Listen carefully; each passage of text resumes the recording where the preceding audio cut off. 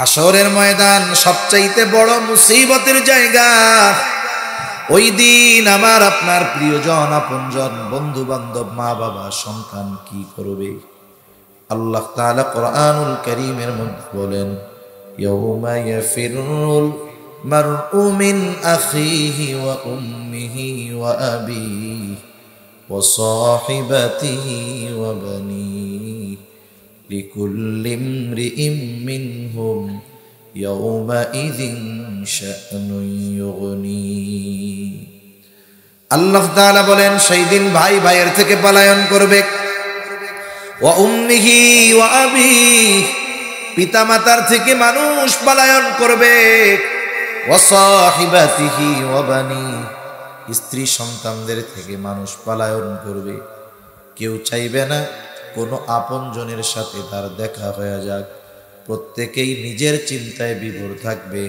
শুধু তাই না, মানুষেরা আল্লাহর কাছে বলবে, আল্লাহ আপনি সব মানুষকে জাহান্নামে দিয়ে হলেও আমাকে জান্নাতে দিয়ে দেন। বলেন তো, ওই দিন আমার বাপ আমাকে চিনবে? মা আমাকে চিনবে?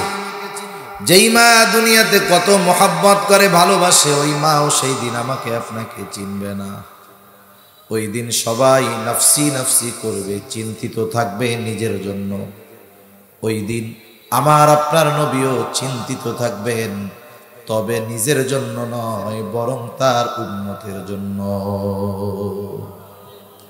যেই দিন সবাই বলবে জাহান্নামে সবাইরে দিয়া আমারে জান্নাতে দেন আল্লাহ, ওই কঠিন মুসিবতের দিন আমার আপনার নবী উম্মতের চিন্তায় পেরেশান থাকবেন। নবী একবার দৌড়ে চলে যাবেন হাউজে কাউসারের কাছে, না জানি তার কোন উম্মত পানি পানে মাহরুম হয়ে যায়। আর একবার দৌড়ায় চলে যাবেন নবী মিজানের কাছে, না জানি কোন উম্মত ওজনের সময় ধরা পড়ে যায়। আবার নবীজি দৌড়ায় চলে যাবেন পুলসিরাতের কাছে, না জানি কোন উম্মত পুল পাড়ি দিতে ব্যর্থ হয়ে যায়। আবার নবীজি চলে যাবেন জাহান্নামের কাছে, না জানি কোন উম্মতকে জাহান্নামে দিয়ে দেওয়া হয়। আবার যখন উম্মতের জন্য সুপারিশের দরকার, আল্লাহর কাছে এসে সুপারিশ করবে। হিসাব নিকাশ সব শেষ, সব মানুষ, সব নবী জান্নাত অভিমুখে রওনা হয়ে যাবে। জান্নাতের দোরগোড়ায় পৌঁছায়া যাবে। জান্নাতের দরজা বন্ধ, খোলা হবে না। জিজ্ঞাসা করা হবে, দরজা খুলো না কেন? জান্নাতের দরজা পাহাড় আর দারেরা বলবে, যিনি আসলে দরজা খোলা হবে তিনি আসেন নাই। আলহামদুলিল্লাহ, আলহামদুলিল্লাহিল্লাযী হাদানা লিল ইসলাম, আল্লাযী নাযালাল কুরআন হুদাল লিন-নাসি ওয়া বায়্যিনাতিন মিনাল হুদা ওয়াল ফুরকান, ওয়া খালাকাল ইনসানা ওয়া কাররামা ওয়া আল্লামাহু মিনাল বায়ানি মা লাম ইয়া'লাম। فسبحان الذي لا يحصى امتنانه باللسان ولا بالقلم، ونشهد أن لا إله إلا الله وحده لا شريك له، ونشهد أن سيدنا وسندنا وحبيبنا وطبيبنا وأولانا ومولانا محمد صلى الله تعالى عليه وعلى آله وأصحابه وبارك وسلم تسليما كثيرا كثيرا. أما بعد، فأعوذ بالله من الشيطان الرجيم. بسم الله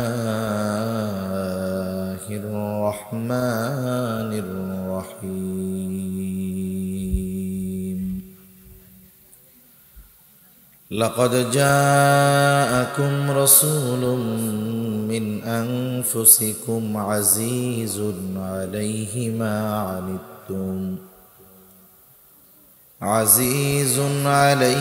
ما عنتم حريص عليكم بالمؤمنين رؤوف رحيم. وقال رسول الله صلى الله عليه وسلم لا يؤمن أحدكم حتى أكون أحب إليه من والده وولده والناس أجمعين، أو كما قال النبي صلى الله عليه وسلم. صدق الله العلي العظيم وصدق رسوله النبي الكريم، ونحن على ذلك من الشاهدين والشاكرين، والحمد لله رب العالمين. سبحانك لا علم لنا إلا ما علمتنا إنك أنت العليم الحكيم. اللهم صل على محمد وعلى آل محمد كما صليت على إبراهيم وعلى آل إبراهيم إنك حميد مجيد. اللهم بارك على محمد وعلى آل محمد كما باركت على إبراهيم وعلى آل إبراهيم إنك حميد مجيد. محمد نے آکر کفر کو مٹایا،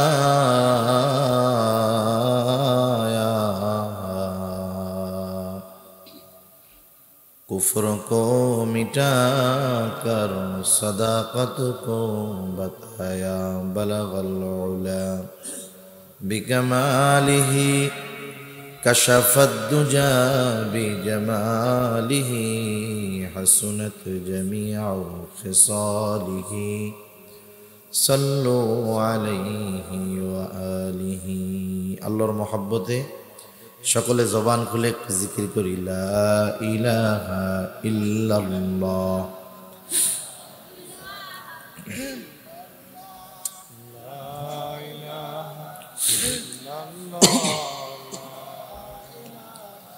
ইল্লাল্লাহ লা ইলাহা ইল্লাল্লাহ লা ইলাহা।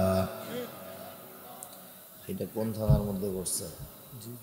বিশ্বনাথ। ইল্লাল্লাহ লা ইলাহা ইল্লাল্লাহ লা ইলাহা ইল্লাল্লাহ লা ইলাহা ইল্লাল্লাহ মুহাম্মাদুর রাসূলুল্লাহ সাল্লাল্লাহু আলাইহি ওয়াসাল্লাম।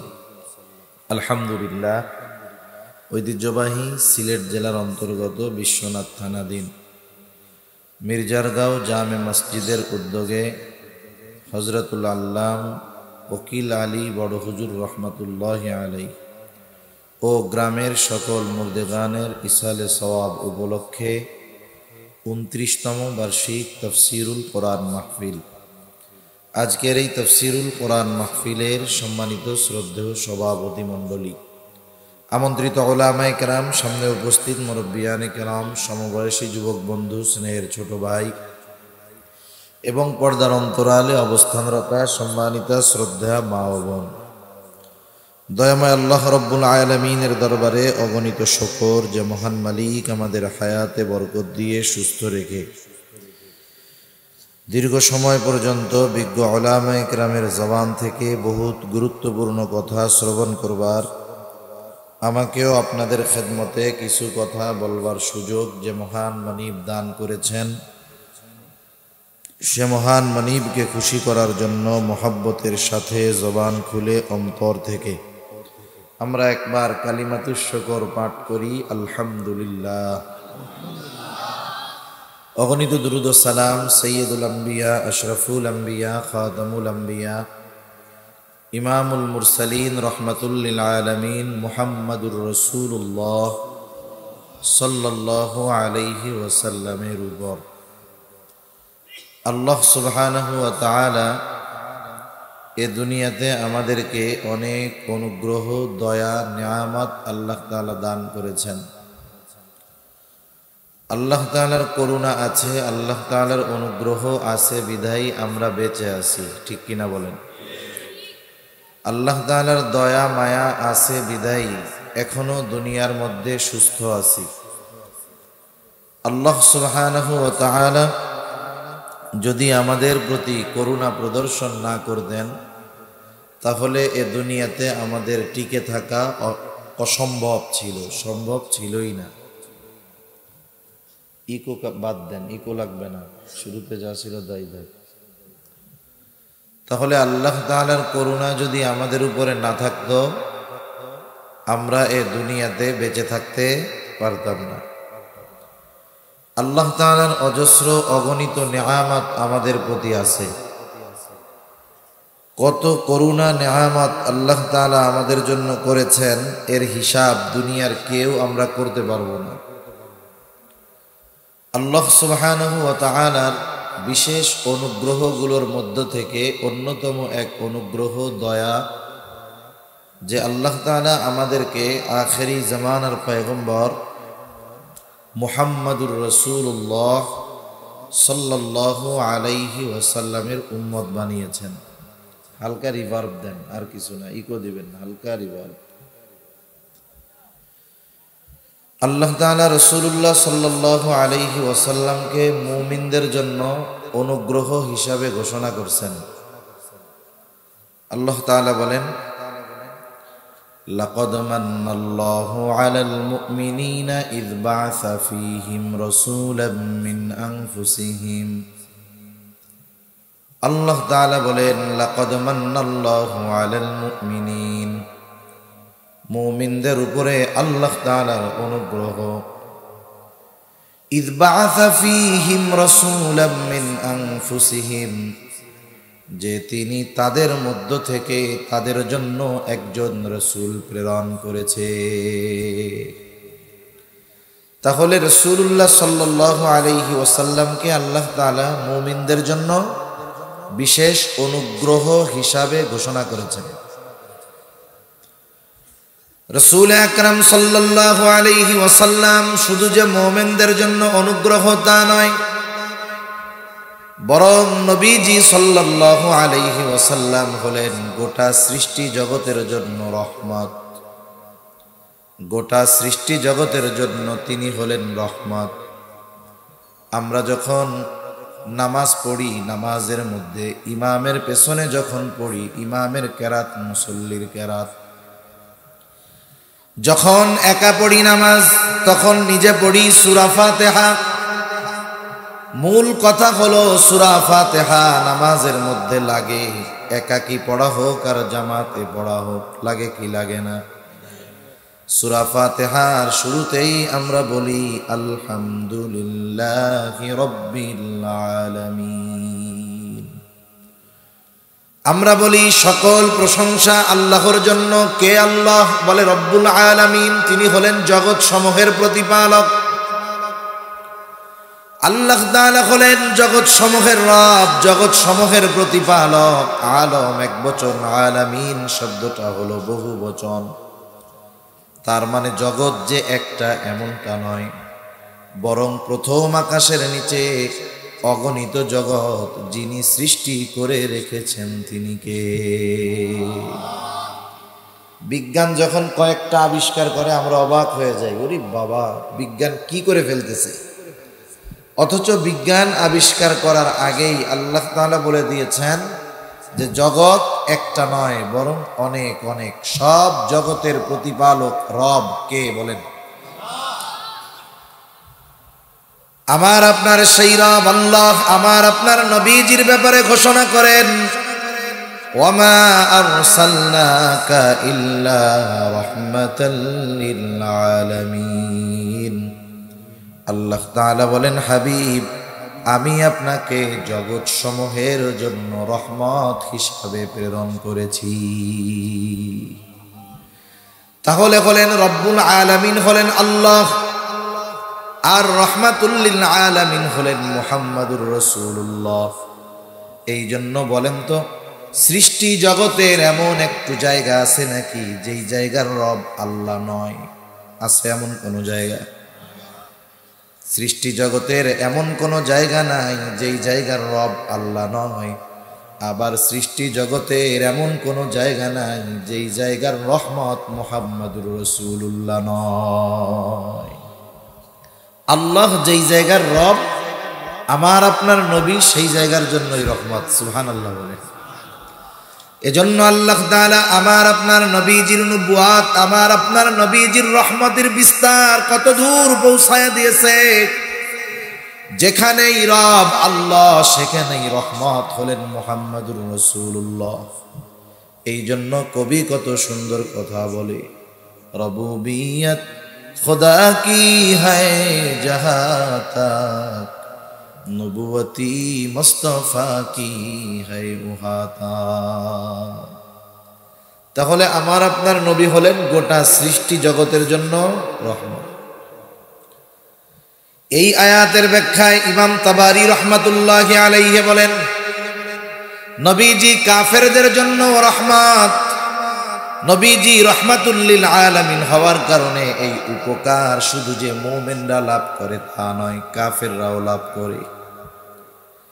আল্লাহর নবী সাল্লাল্লাহু আলাইহি ওয়াসাল্লাম আল্লাহ তাআলার কাছে বিশেষ কিছু দোয়া করে গেছে। এর মধ্যে অন্যতম একটি দোয়া হলো, আল্লাহ আমার উম্মতের অবাধ্যতার কারণে, পাপের কারণে অতীতের উম্মতদের মতো আপনি আমার উম্মতকে সমূলে ধ্বংস করে দিবেন না।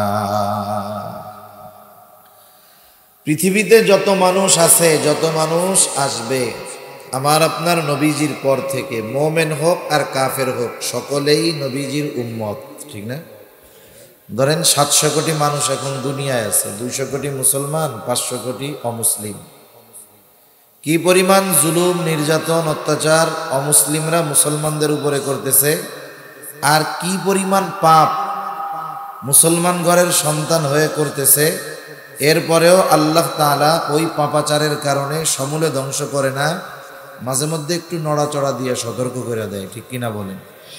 না হলে আমাদের সমাজে, আমাদের দেশে, গোটা দুনিয়ায় এমন কিছু পাপাচার বিস্তার লাভ করতেছে, এটা যদি অন্য নবীর সময় হইতো, আমার দিল বলে আল্লাহ গজব দিয়ে ওদেরকে সমূলে নিশ্চিহ্ন করে দিত। এই যে ফিলিস্তিনের মাজলুম মুসলমানদের উপরে কত জুলুম অত্যাচার, আল্লাহ তাআলা সমূলে ধ্বংস করে দেয় না, সুযোগ দিছে। এটা নবীজির বরকতে, ঠিক কিনা বলেন? বড় বড় কাফেররাও নবীজির কারণে বেঁচে গেছে। আবু জেহেলরে চিনেন আপনারা? চিনেননি? আরে কিছু মানুষ আছে এইগুলোরে দেখা লাগে না, নাম শুনলেই চেনা যায়। আর নামটা শুনলে কি মন চায় কোন তো? আবু জেহেলরে পাইলে কি করতেন? দাওয়াত দিয়া খাওয়াইতেন। মেহমান সৌদি আরব থেকে আইছে, দাওয়াত দিয়া খাওয়াই, কি করতেন? আবু জেহেল একদিন নবীজির সামনে আইসা আল্লাহ তাআলার কাছে দোয়া করতেছে। মক্কার এই মানুষগুলো যদিও মুশরিক ছিল, কিন্তু আল্লাহ তাআলাকে তারা বিশ্বাস করত, স্রষ্টা হিসাবে আল্লাহ তাআলাকে মানত, আমার কথা না। আল্লাহ তাআলাই বলেন, ওয়ালা ইন সাআলতাহুম মান খালাকাস সামাওয়াতি ওয়াল আরদ, আপনি যদি মক্কার মুশরিকদেরকে জিজ্ঞাসা করেন, মান খালাকাস সামাওয়াতি ওয়াল আরদ, আল্লাহ তাআলা বলেন তারা আপনার এই প্রশ্নের জবাবে কি বলবে? আল্লাহ তাআলা বলেন লা ইয়াকুলুন্নাল্লাহ, আপনার এই প্রশ্নের জবাবে তারা বলবে আসমান জমিনের স্রষ্টা হলেন আল্লাহ। দুইটা তাকিদ যোগ করে আল্লাহ তাআলা বলেছেন অবশ্যই অবশ্যই তারা বলবে আসমান জমিনের স্রষ্টা আল্লাহ। শুধু তাই না, আপনি যদি তাদেরকে জিজ্ঞাসা করেন মান নাযালা মিনাস সামাই মাআ ফাআহইয়া বিহিল আরদা বা'দা মাউতিহা, কে আসমান হতে পানি বর্ষণ করে, কে বৃষ্টি দেয়, ওই আসমানের বর্ষিত পানির দ্বারা কে মৃত জমিনকে পুনরায় পুনরুজ্জীবিত করে তোলে, রোদে ফেটে চৌচির হয়ে যাওয়া ফসল উৎপাদনের অনুপযুক্ত ওই শক্ত জমিনটাকে আসমানি পানির দ্বারা কে ফসল উৎপাদনের উপযুক্ত করে তুলে। ওরা ওদের দেব দেবীদের কথা বলবে না, লাত মানাত উজ্জার কথা বলবে না, লা ইয়াকুলুন্নাল্লাহ, অবশ্যই অবশ্যই তারা বলবে এইগুলো যিনি করেন তিনি কে? আল্লাহই বৃষ্টি দেয়, আল্লাহ তাআলাই জমিনের মধ্যে ফসল উৎপাদনের ব্যবস্থা করে। আল্লাহ তাআলা আর এক জায়গায় বলেন ওয়ালা ইন সাআলতাহুম মান খালাকাহুম লা ইয়াকুলুন্নাল্লাহ,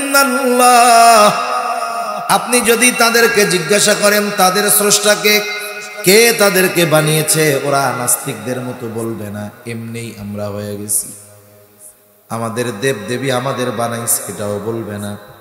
ওরা ওদের সৃষ্টির ব্যাপারে জিজ্ঞাসা করলেও বলবে লা ইয়াকুলুন্নাল্লাহ, অবশ্যই অবশ্যই আমাদের স্রষ্টা হলেন আল্লাহ। তাহলে আল্লাহ তাআলাকে মক্কার মুশরিকরা বিশ্বাস করত, আল্লাহর অস্তিত্বে বিশ্বাসী ছিল, কিন্তু আল্লাহ তাআলার সাথে এমন কিছু শিরক তারা করত যেই শিরকের কারণে এই বিশ্বাসের কোনো মূল্য নাই, বেঈমান হয়ে গেছে।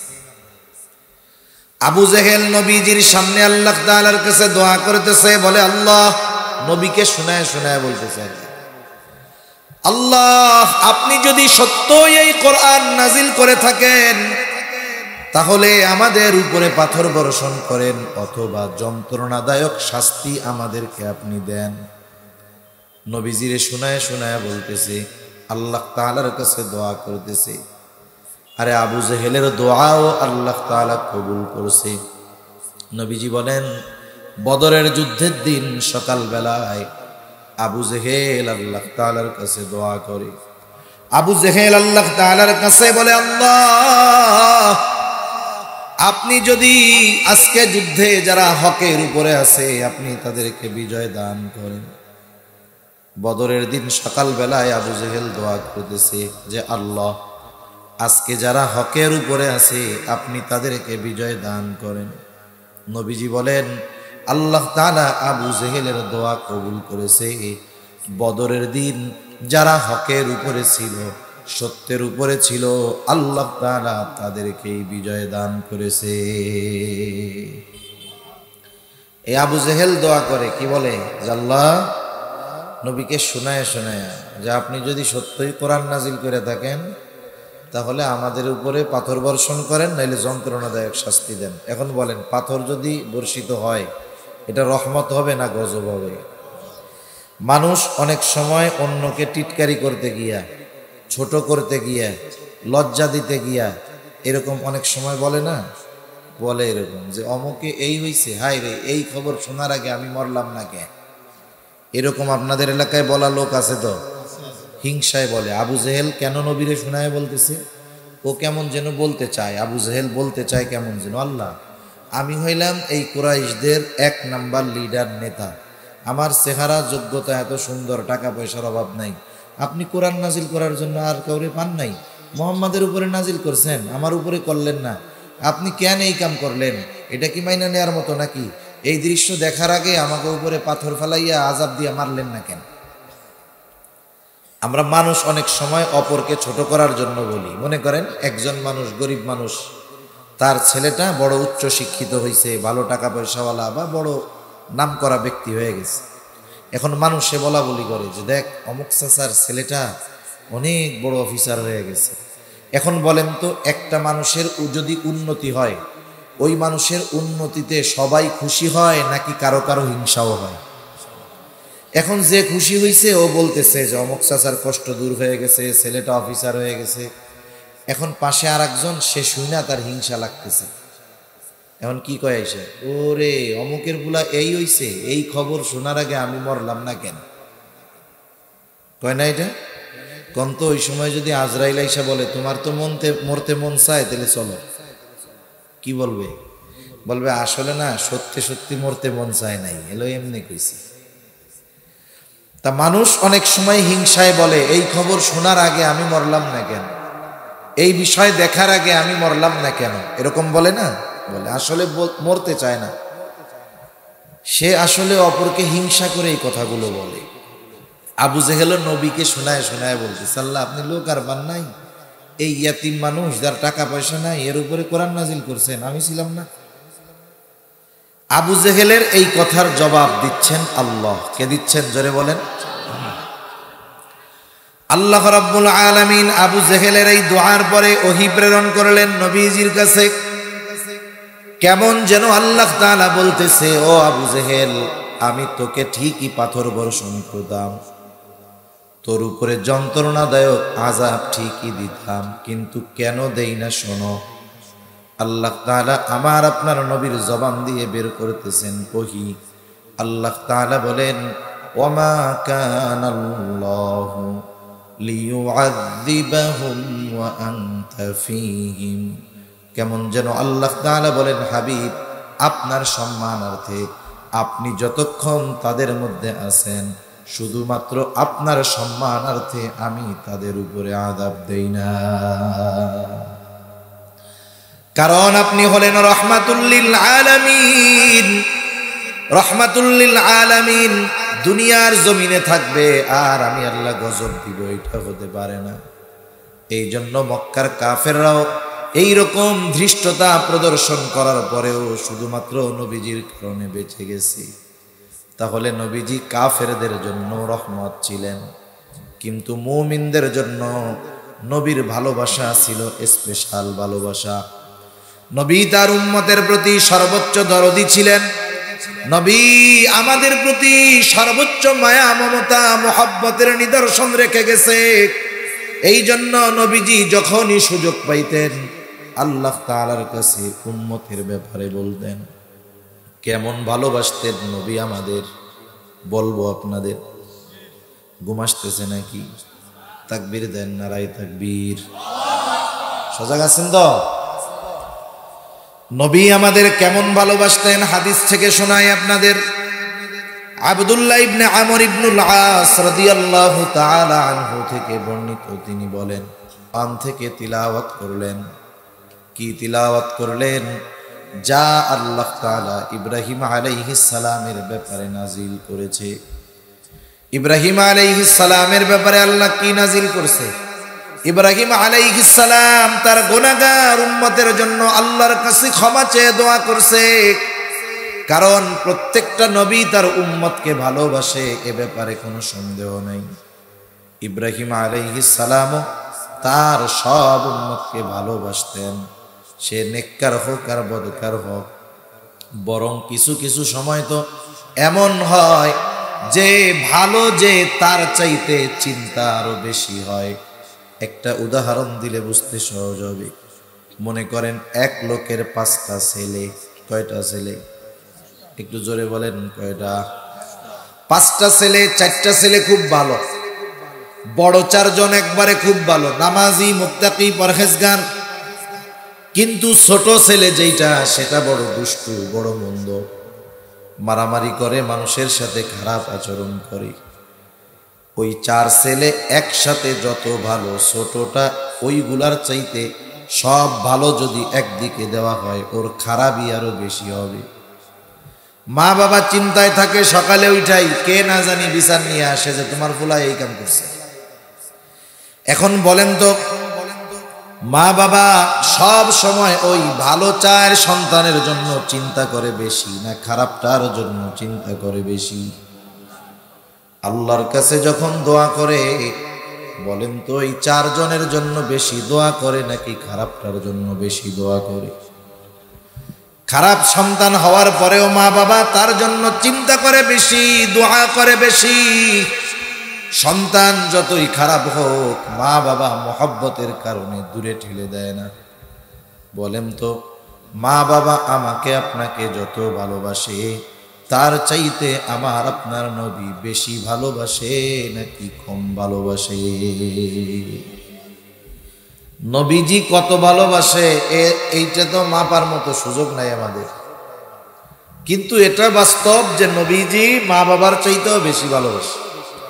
আচ্ছা আসলে আমাদের ভালোবাসে কে? এক লোক মনে করেন আপনাকে শুধু বলে দোস্ত তোমারে আমি খুব ভালোবাসি, বলে তোমারে আমি খুব ভালোবাসি। এখন ওই ভালোবাসার দোস্তরে নিয়ে আপনি গেছেন সিলেটে, এখন আপনার সাথে একজনের একটু মনে করেন সমস্যা হয়েছে, গ্যাঞ্জাম ট্যাঞ্জাম হয়েছে, কথা কাটাকাটি হয়েছে।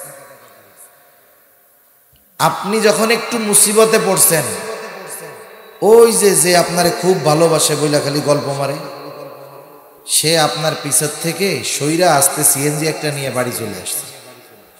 ওইখানের বিপদ আপদ দূর হয়েছে, আপনি আবার বাড়ি আসছেন। এখন যেই আসছেন ওই যে আপনি বিপদে পড়লে যে পালায়া চলে আসছিল, আইসাই কয় দোস্ত তোমারে আমি খুব ভালোবাসি। এখন আপনি ওরে কি করবেন? বন্ধু চা খাওয়াইবেন না, আপনি বলেন আরে চিটিং বেটা শর্ত, তুই যদি আমার সত্যই ভালোবাসতি ওই বিপদে সবাই চইলা গেলেও তুই আমার সাথে থাকতি, ঠিক কিনা বলেন? তাহলে আসলে বন্ধু হলো সে যে প্রকৃত বিপদের সময় সাথে থাকে। আসলে আমাকে আপনাকে সেই ভালোবাসে যে আমার আপনার সবচাইতে বড় মুসিবতে আমার আপনার সাথে থাকবে। দুনিয়ার মুসিবত কোনো মুসিবত নয়, সবচাইতে বড় মুসিবতে মানুষ পড়বে হাসরের ময়দানে। হাসরের ময়দান সবচাইতে বড় মুসিবতের জায়গা। ওই দিন আমার আপনার প্রিয়জন, আপনজন, বন্ধু বান্ধব, মা বাবা, সন্তান কি করবে? আল্লাহ তাআলা কোরআনুল কারীমের মধ্যে বলেন ইয়াউমা ইয়াফিরুল মারউ মিন আখিহি ওয়া উম্মিহি ওয়া আবিহি ওয়া সাহিবাতিহি ওয়া বানিহি লিকুল্লি ইমরিইম মিনহুম ইয়াউমাইযিন শা'নুন ইউগনি। আল্লাহ তাআলা বলেন সেই দিন ভাই ভাইয়ের থেকে পলায়ন করবে। ওয়া উম্মিহি ওয়া আবিহি, পিতামাতার থেকে মানুষ পলায়ন করবে। ওয়া সাহিবাতিহি ওয়া বানিহি, স্ত্রী সন্তানদের থেকে মানুষ পলায়ন করবে। কেউ চাইবে না কোনো আপনজনের সাথে তার দেখা হয়ে যাক, প্রত্যেকেই নিজের চিন্তায় বিভোর থাকবে। শুধু তাই না, মানুষেরা আল্লাহর কাছে বলবে আল্লাহ আপনি সব মানুষকে জাহান্নামে দিয়ে হলেও আমাকে জান্নাতে দিয়ে দেন। বলেন তো ওই দিন আমার বাপ আমাকে চিনবে? মা আমাকে চিনবে? যেই মা দুনিয়াতে কত মহব্বত করে ভালোবাসে, ওই মাও সেই দিন আমাকে আপনাকে চিনবে না। ওই দিন সবাই নফসি নফসি করবে, চিন্তিত থাকবে নিজের জন্য। ওই দিন আমার আপনার নবীও চিন্তিত থাকবেন, তবে নিজের জন্য নয় বরং তার উম্মতের জন্য। যেই দিন সবাই বলবে জাহান্নামে সবাইরে দিয়া আমারে জান্নাতে দেন আল্লাহ, ওই কঠিন মুসিবতের দিন আমার আপনার নবী উম্মতের চিন্তায় পেরেশান থাকবেন। নবী একবার দৌড়ে চলে যাবেন হাউজে কাউসারের কাছে, না জানি তার কোন উম্মত পানি পানে মাহরুম হয়ে যায়। আর একবার দৌড়ায় চলে যাবেন নবী মিজানের কাছে, না জানি কোন উম্মত ওজনের সময় ধরা পড়ে যায়।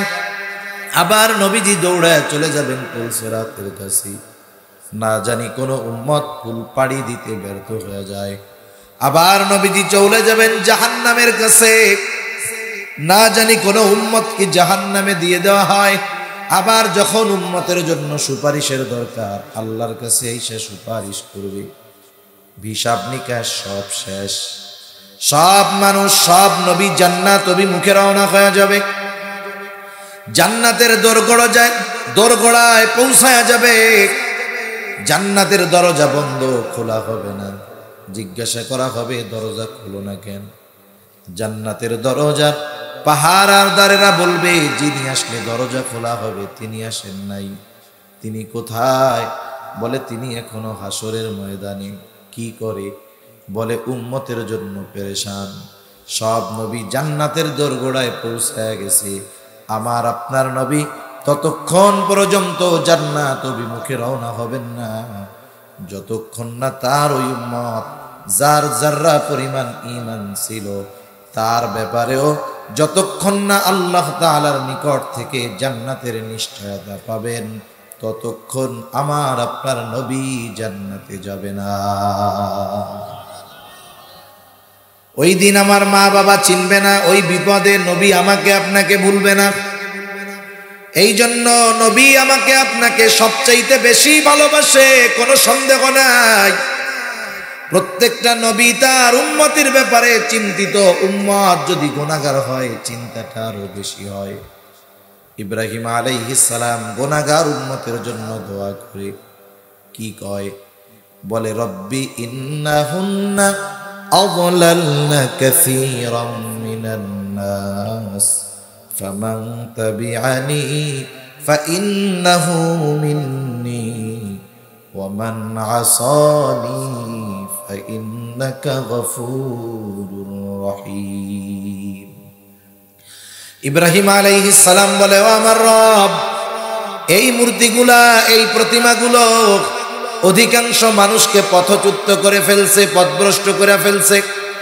ফামান তাবিআনি ফাইন্নাহু মিন্নি, তবে যারা আমার আনুগত্য করেছে তারা তো আমার দলভুক্ত। কেমন যেন পয়গম্বর ইব্রাহিম আলাইহিস সালাম বলে, রব, যারা আমার আনুগত্য করে নাই তারাও তো আমার উম্মত।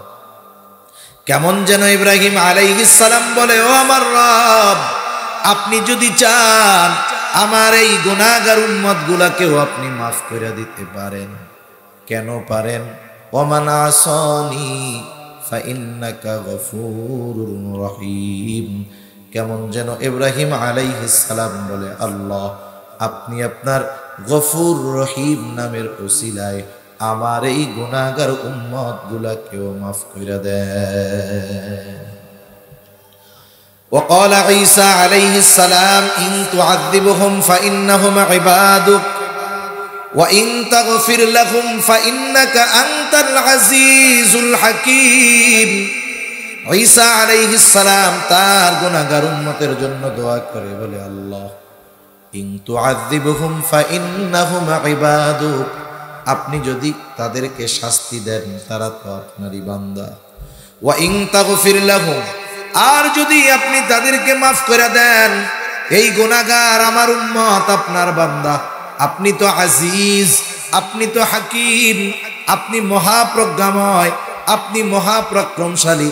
আপনি যদি আমার এই গুনাহগার উম্মত আপনার বান্দাদের মাফ করে দেন, কেউ আপনার কাছে আর্গুমেন্ট পেশ করবে না, জবাবদিহিতা চাইবে না, কারণ আপনি আজিজ, আপনি হাকিম।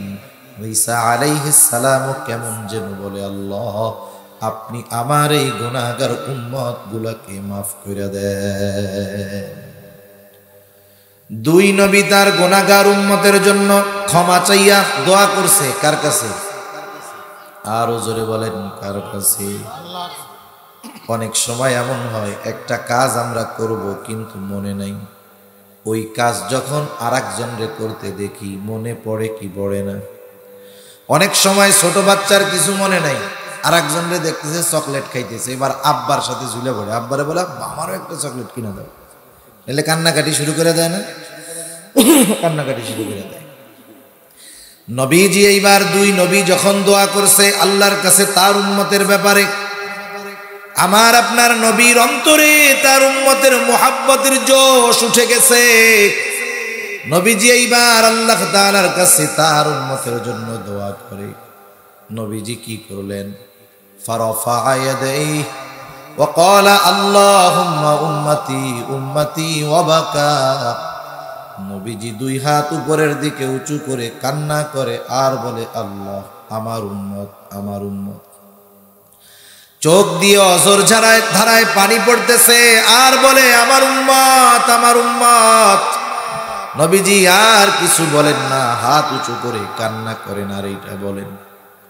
যদিও এর বেশি কিছু বলেন না, কিন্তু নবী কি বলতে চায় দুনিয়ার কেউ না বুঝলেও না জানলেও যিনি বোঝেন, যিনি জানেন তিনি কে?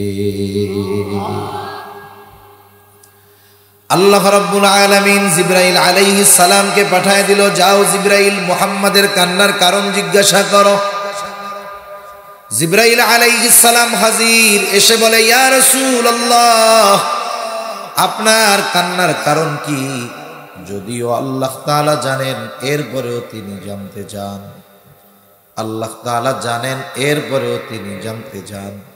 আমি অনেক সময় উদাহরণ দিয়ে বলি, বলেন তো বৃহস্পতিবার বিকাল বেলায় যেইখানে মাদ্রাসা আছে, মাদ্রাসায় আবাসিক ছাত্ররা থাকে, ছোট ছোট বাচ্চা, বৃহস্পতিবার আসরের পরে হুজুরের সামনে গিয়া কান্না করে। বলেন তো মাদ্রাসার ছাত্র যদি বৃহস্পতিবার বিকাল বেলায় হুজুরের সামনে গিয়া কান্না করে, কেন কান্না করে বলেন তো? হুজুর বুঝে কি বুঝে না? আপনারা কি বুঝেন? কন্দ ছুটি যায়। আপনারা যেহেতু বুঝেন, হুজুরের তো আর বুঝতে বাকি নাই নাকি? এইবার ছোট বাচ্চা গিয়া কান্না করে, কিছু বলে না। হুজুর জিজ্ঞাসা করে, কিরে কান্না করো কেন? বাচ্চার কান্নার গতি আরো বাইরে যায়। হুজুর বলে, কান্না করলে লাভ নাই, কি জন্য কান্দো বলো, তাইলে কাজ হবে। এইবার ছোট বাচ্চা কান্না জড়িত কণ্ঠে বলে, হুজুর আমি একটু বাড়ি যাব, আমার মাকে দেখতে মন চায়। হুজুর কিন্তু জানে বাড়ি যাইতে যায়, কিন্তু ছাত্রর মুখ দিয়ে কেন শুনতে চায়? এটা ওস্তাদের ছাত্রের প্রতি একটা মহব্বতের বহির প্রকাশ। আল্লাহ তাআলা জানেন নবীজি কি বলতে চায়, এরপরেও নবীজির জবান দিয়ে কেন শুনতে চায়? এটা হলো আল্লাহ তাআলার আমার আপনার নবীজির উপরে মহব্বতের বহির প্রকাশ। নবীও জানে যে আমি যা বলতে চাই আল্লাহ জানে, আমি যা বলবো আল্লাহ তাআলা শুনবে। এরপরেও জিবরাইল আলাইহিস সালাম যখন আসছে, নবীজি মন ভরে উম্মতের ব্যাপারে বলছে। জিবরাইল আলাইহিস সালাম আল্লাহ তাআলার কাছে গিয়ে জানায়া দিছে, ওনার কান্নার কারণ হলো ওনার গুনাহগার উম্মতের ক্ষমা। আল্লাহ তাআলা জিবরাইল আলাইহিস সালামকে বললেন, জিবরাইল যাও আমার হাবিবকে গিয়া জানায়া দাও, আমি অচিরেই তাকে তার উম্মতের ব্যাপারে সন্তুষ্ট করব, আমি তার উম্মতের ব্যাপারে তাকে অসন্তুষ্ট করব না। নবীজি আল্লাহর কাছে বলার সুযোগ পাইয়া নিজের জন্য বলেন নাই, নিজের পরিবার পরিজনের জন্য বলেন নাই, আত্মীয় স্বজনের জন্য নবী বলেন নাই, উম্মতের ব্যাপারে আল্লাহর কাছে বলছে। কেমন ভালোবাসেন নবী! কিয়ামত পর্যন্ত যত উম্মত দুনিয়ায় আসবে সকলকে ভালোবাসার নিদর্শন নবী রেখে গেছেন। নবীজি একদিন সাহাবায়ে কেরাম নবীজির সাথে পথ চলতেছে, হঠাৎ করে নবীজি বলেন, আমার ভাইদেরকে দেখতে মন চায়। সাহাবায়ে কেরাম জিজ্ঞাসা করলো, ইয়া রাসূলুল্লাহ আমরা কি আপনার ভাই নই? নবীজি বলেন, না, তোমরা হইলা আমার সাথী সাহাবী, তাহলে আপনার ভাই কারা? নবী বলেন, আমার পরে আমাকে না দেখে যারা আমার উপরে ঈমান আনবে তারা হলো আমার ভাই। নবীজি আমাদের সকলের উপরে মহব্বতের নিদর্শন রেখে গেছে। উম্মতের প্রতি নবীজির দরদ কেমন, মায়া কেমন, মহব্বত কেমন, ভালোবাসা কেমন। অবাধ্য উম্মতের দ্বারা নবী যদি কখনো আক্রান্ত হয়েছেন, কখনো বদদুয়া দেন নাই। নবীজি কখনো বদদুয়া দেন নাই, বরং তাদের হেদায়েতের আশায় আল্লাহর কাছে দোয়া করছি। যখন মক্কার মানুষ নবীজির কথা মানে না, নবীজি চলে গেলেন তায়েফে, যেখানে নবীজির শৈশবকালীন কিছু সময় অতিবাহিত হয়েছে। নবীজি চলে গেলেন হযরত যায়েদ রাদিয়াল্লাহু তাআলা আনহুকে সাথে নিয়ে তায়েফে গিয়া মানুষের মধ্যে দাওয়াত দিলেন, বলো লা ইলাহা ইল্লাল্লাহ তুফলিহু, তোমরা সফল হয়ে যাইবা। ওইখানেও কাফেররা একদল দুষ্টু মানুষকে নবীজির পিছনে লেলায়া দিল। মানুষেরা নবীজির দিকে পাথর নিক্ষেপ করতে থাকলো।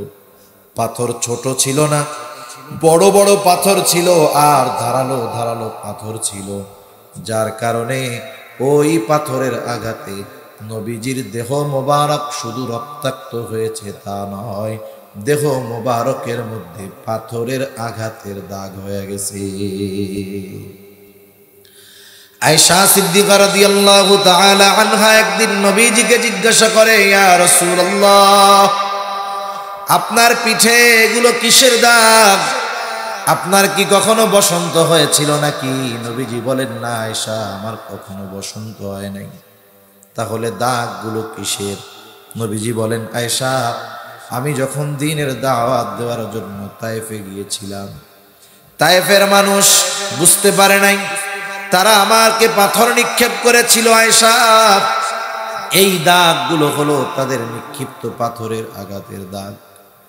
এত পরিমাণ পাথর তারা নবীজির গায়ে মেরেছে। নবীজির গা বেয়ে বেয়ে রক্ত পড়ে জামা ভিজে গেছে। নবীজি পড়ে যাইতেন, আবার উঠে দাঁড়াইতেন। হযরত যায়েদ রাদিয়াল্লাহু তাআলা আনহু একা সবার থেকে নবীজিকে ঠেকাতে পারেন না। এত পরিমাণ রক্ত নবীজির গা দিয়ে পড়ছে, জামা ভিজে গেছে, রক্ত বেয়ে বেয়ে জুতার মধ্যে ঢুকে গেছে। ওই রক্ত শুকায়া জুতা পায়ের সাথে আটকে গেছে। সারাদিন গা দিয়ে রক্ত প্রবাহিত হয়েছে। পড়ন্ত বিকালে নবী এক পাশে এক আঙ্গুর বাগানের পাশে গিয়ে বিশ্রাম নেন। সারাদিন নবীর সাথে এরা কেমন আচরণ করেছে বলেন তো? আল্লাহ তাআলা দেখেছেন কি দেখেন নাই? আল্লাহ তাআলা সব দেখছেন। নবীজি যখন বিশ্রাম নিচ্ছে, জিবরাইল আলাইহিস সালাতু ওয়াস সালাম হাজির, এসে বলে, ইয়া রাসূলুল্লাহ, এই সম্প্রদায় আপনার সাথে কেমন আচরণ করেছে আপনার মালিক দেখছে। আজকে আমি একা আসি নাই, আমার সাথে নতুন একজন ফেরেশতা পাঠানো হয়েছে, যে ইতিপূর্বে আপনার কাছে কখনো আসে নাই।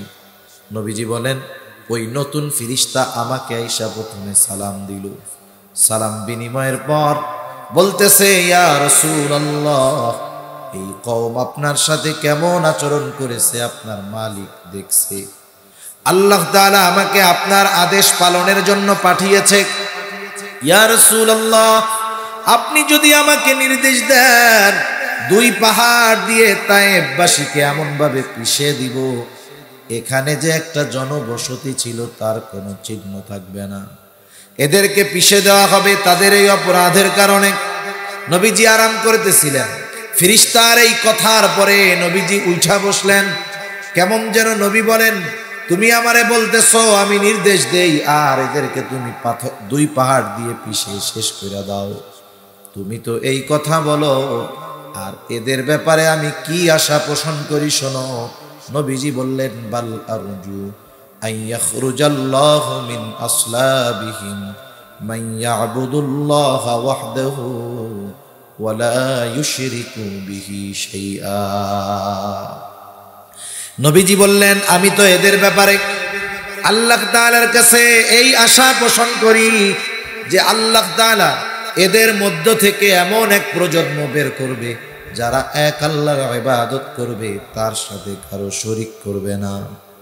একটু চিন্তা করে দেখেন, আমরা যদি প্রতিশোধ নেওয়ার সুযোগ পাই হাত ছাড়া করি না, কিন্তু যাদের আঘাতে নবী রক্তাক্ত, প্রতিশোধ নেওয়ার সুযোগ থাকার পরেও নেন নাই, বরং আশা করেছেন এরা যদি ঈমান নাও আনে এদের সন্তানেরা ঈমান আনবে।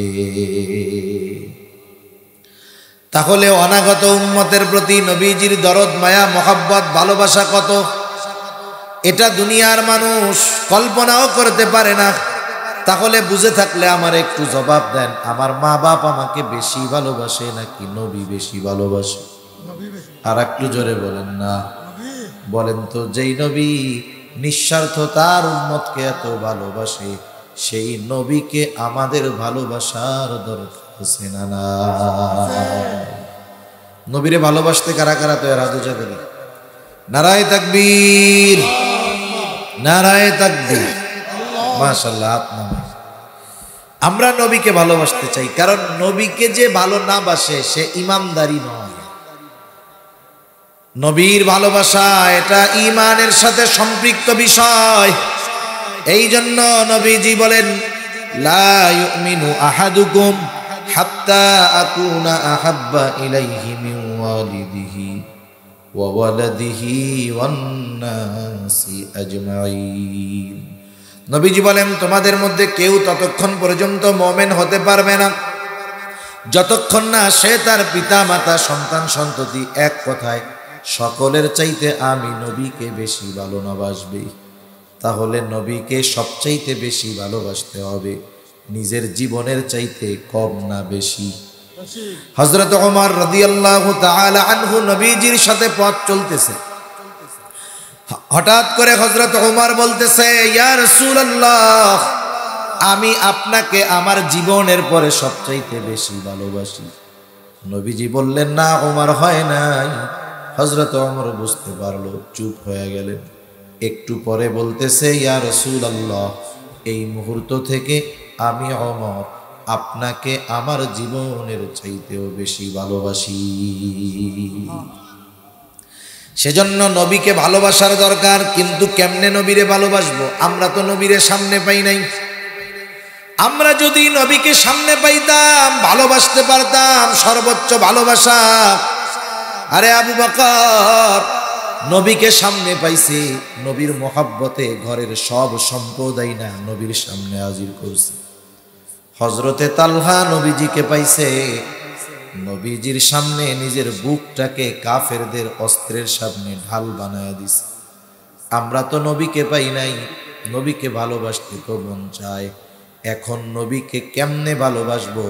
নবীও জানে আমি দুনিয়ায় হয়তো থাকবো না, কিন্তু আমার উম্মতেরা আমাকে ভালোবাসতে চাইবে, কেমনে ভালোবাসবে? উম্মতের কথা চিন্তা কইরা নবীজি তাকে ভালোবাসার পদ্ধতি কিয়ামত পর্যন্ত সব উম্মতকে জানায়া দিছে। তাহলে নবীকে ভালোবাসার পদ্ধতি নবীও জানায়া দিছেন। এই জন্য নবীকে যদি ভালোবাসতে হয়, নবীর বলা পদ্ধতিতেই ভালোবাসতে হবে, ঠিক কিনা বলেন? এখন নবীকে কেমনে ভালোবাসা হয়? নবীজি বলেন, মান আহাব্বা সুন্নতি ফাকাদ আহাব্বানি ওয়া মান আহাব্বানি কানা মাই ফিল জান্নাহ। নবী বলেন, আমাকে আমার সুন্নাতকে যে ভালোবাসলো সে আমি নবীকে ভালোবাসলো, আমি নবীকে যে ভালোবাসবে সে আমি নবীর সাথে জান্নাতে অবস্থান করবে। নবীকে ভালোবাসলে নবীর সাথে জান্নাতে থাকা যায়। এক গ্রাম্য সাহাবী নবীজির কাছে আসছে, কষ্ট হইতেছে না তো আপনাদের? এক গ্রাম্য সাহাবী নবীজির কাছে আসছে, নবীজি আর একজনের সাথে কথা বলছে। আদব হইল, কেউ যদি কারোর সাথে কথা বলে ওই কথার মধ্যে কথা না বলা। নবীজি আর একজনের সাথে কথা বলতেছে, গ্রামের মানুষ তো বুঝে না, সহজ সরল। আইসাই নবীজিরে জিজ্ঞাসা করতেছে, মাতাস সাআ ইয়া রাসূলুল্লাহ, মাতাস সাআ, হে আল্লাহর রাসূল, কিয়ামত কখন হবে? যখন ওই লোকের সাথে কথা শেষ, নবীজি এবার বলেন, ওই লোকটা কোথায় যে জিজ্ঞাসা করলো কিয়ামত কখন হবে? গ্রাম্য সহজ সরল মানুষটা বলে, আনা ইয়া রাসূলুল্লাহ, আমি বলছি। নবীজি পাল্টা তাকে প্রশ্ন করলেন, মা আ'দাত্তা লাহা, তুমি কিয়ামতের জন্য কি পাথেয় সংগ্রহ করেছো? কারণ ওই লোকটার প্রশ্নের ভাব এমন ছিল, সে কেমন যেন নবীকে বলতেছে, ইয়া রাসূলুল্লাহ, আমি কিয়ামতের লাগা বইসা আছি, কিয়ামত আসে না কেন? কিছু প্রশ্নের ভাব আছে না?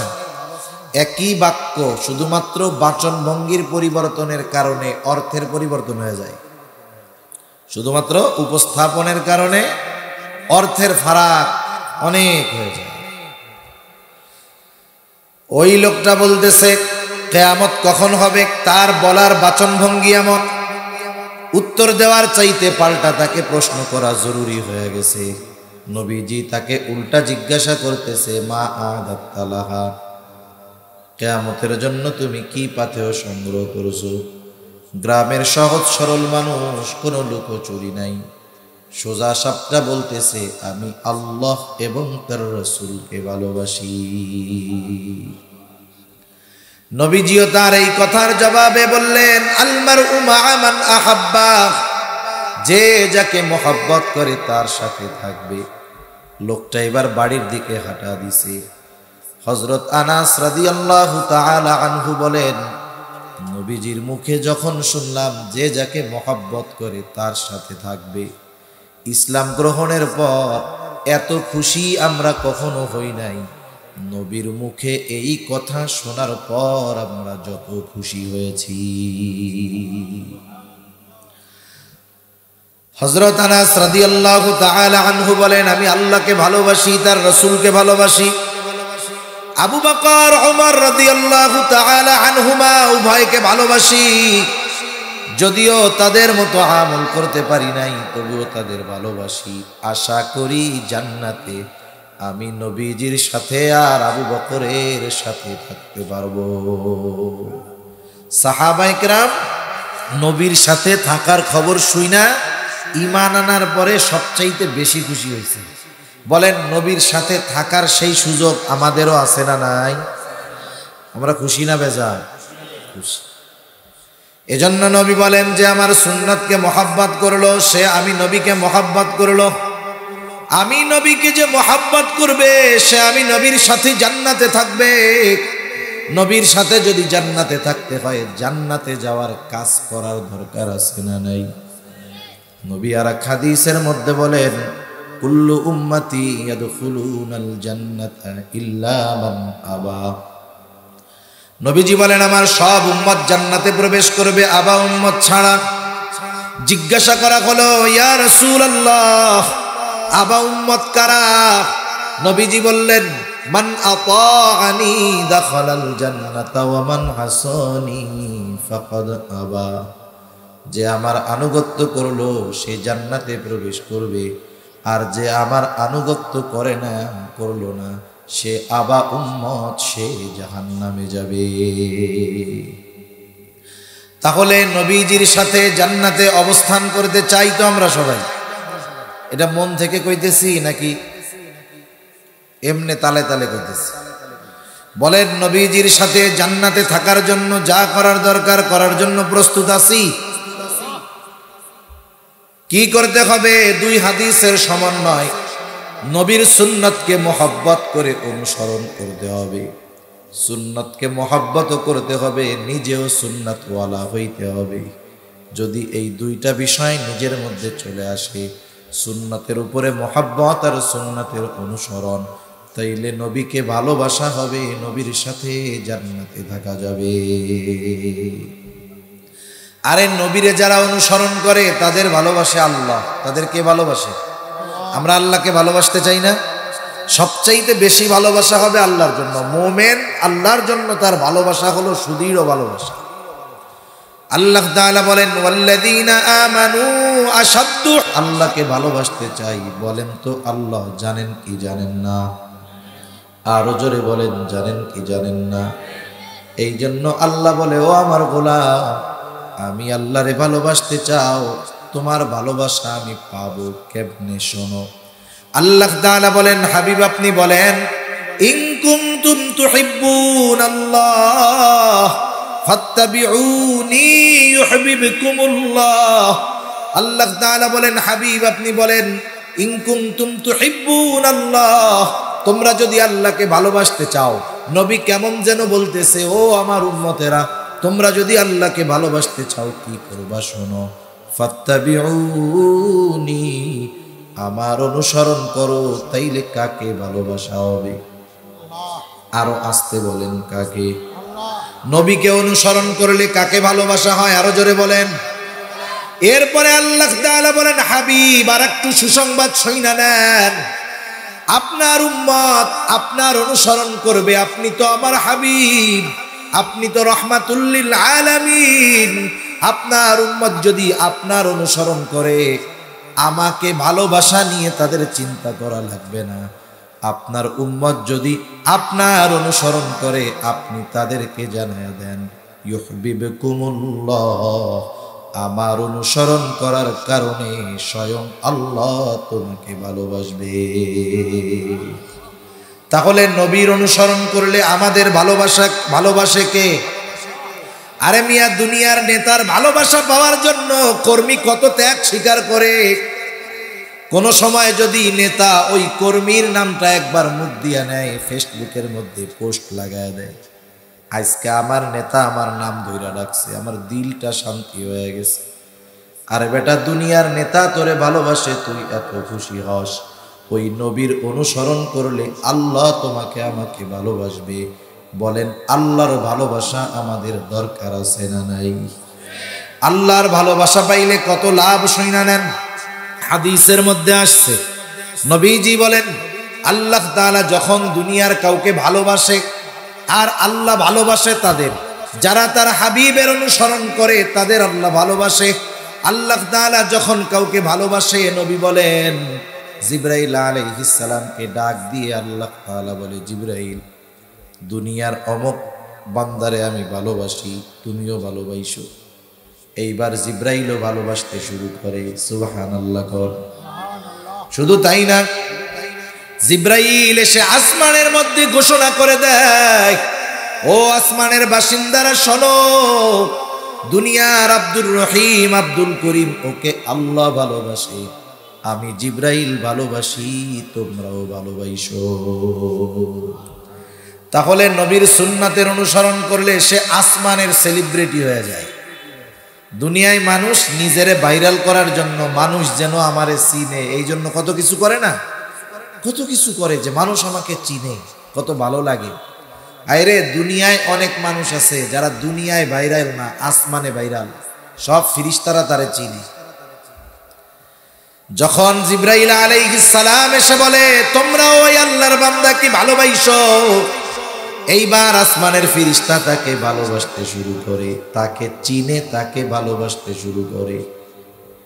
এই জন্য মুমিন বান্দা, ভালো বান্দা যখন মারা যায়, আল্লাহর মহব্বতের কোনো গোলাম যখন মারা যায়, ওর রূহটা নিয়ে যখন ফেরেশতা আসমানের দিকে উঠতে থাকে, প্রত্যেকটা আসমানের এক একটা দরজা আছে, ওই দরজায় গিয়ে যখন উপরে ওঠার অনুমতি চায়, দরজার পাহারাদার ফেরেশতারা বলে, এটা কার রূহ? বলে, অমকের ছেলে অমক। সব ফেরেশতা ওরে চিনে। এইবার বলে, হ্যাঁ, লোকটা দুনিয়ায় ভালো ছিল, খুব ভালো মানুষ, এর জন্য আসমানের দরজা খোলার অনুমতি দেওয়া হয়েছে। আরে দুনিয়ার কেউ না চিনলেও আসমানের ফেরেশতারা আমারে আপনারে চিনবে, ঠিক কিনা বলেন? এরপরে নবীজি বলেন, যখন আসমানের বাসিন্দারা তাকে ভালোবাসতে শুরু করে, আল্লাহ তাআলা দুনিয়ার মানুষের অন্তরের মধ্যে ওই ব্যক্তির ভালোবাসা আর গ্রহণযোগ্যতা পয়দা করে দেয়। এইবার দুনিয়ার মানুষও তাকে মহব্বত করে, দুনিয়ার মানুষও তাকে ভালোবাসে। এই যে আপনাদের অঞ্চলের বুজুর্গ ওয়াকিল আলী বড় হুজুর রহমাতুল্লাহ আলী, এই জায়গায় দুই একজন আছেন নাকি যে ভালোবাসেন না? আছেন যারা চিনেন? সবাই ভালোবাসেন না? আচ্ছা, ওনার ছেলে পেলে দুনিয়া আছে বাইচা? নাই না? আপনারা দেখেনও নাই মনে হয় অধিকাংশ মানুষ। হ্যাঁ, এরকম বুজুর্গ মানুষ নাম শুনছেন, কিন্তু ওনার নাম শুনলে অন্তরের মধ্যে ভালোবাসা আসে না রাগ আসে বলেন তো? অথচ আমরা দেখি নাই, আপনারাও দেখেন নাই। এখন লোক আল্লাহর বান্দা চলে গেছে দুনিয়া ছেড়ে, এরপরেও তার প্রতি ভালোবাসা আপনাদের আছে কেন? ওনার আত্মীয় স্বজন কেউ কি চা পান খাওয়াইয়া কইছিল যে আমার আত্মীয়টা একটু ভালোবাসো?